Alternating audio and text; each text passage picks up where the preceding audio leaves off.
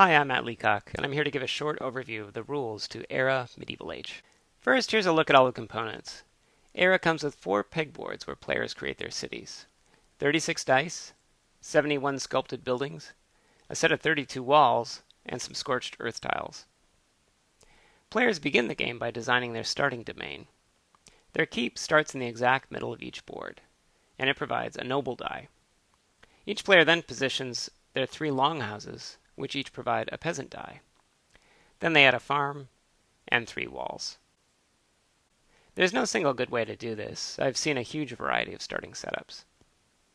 The starting player then announces each phase of the round. Players begin the round by rolling all their dice behind their screen. After your first roll, you can pick up any number of dice and make a second roll, provided there are no skulls on the dice you re-roll. After the second roll, you may make a third roll, again rolling any dice that don't have a skull.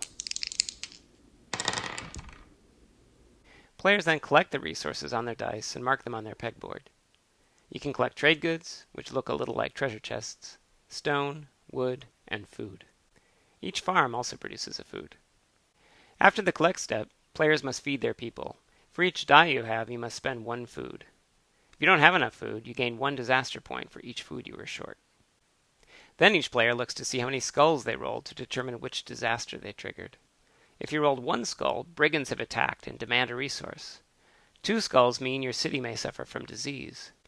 But if you roll 3 skulls, you've been treacherous and get to hand each of your opponents a scorched earth tile. And there are other disasters that affect you or your opponents if you roll more than 3 skulls. Then comes the build step, which is the heart of the game. In player order, each player looks to see how many hammers they've rolled. You can build 1 structure for each hammer you've rolled, provided you can spend the necessary resources.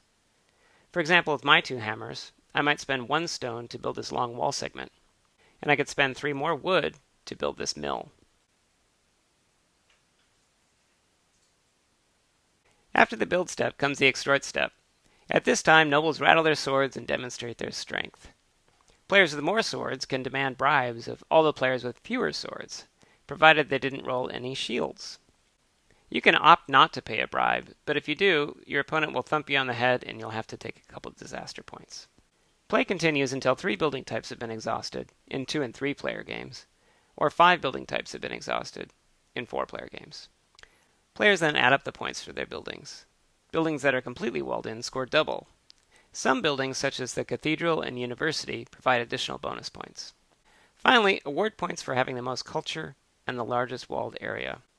Add all that together, and then subtract any of the disaster points you've collected. The player that scored the most points is deemed to have the most prosperous medieval city and is declared the winner of the game.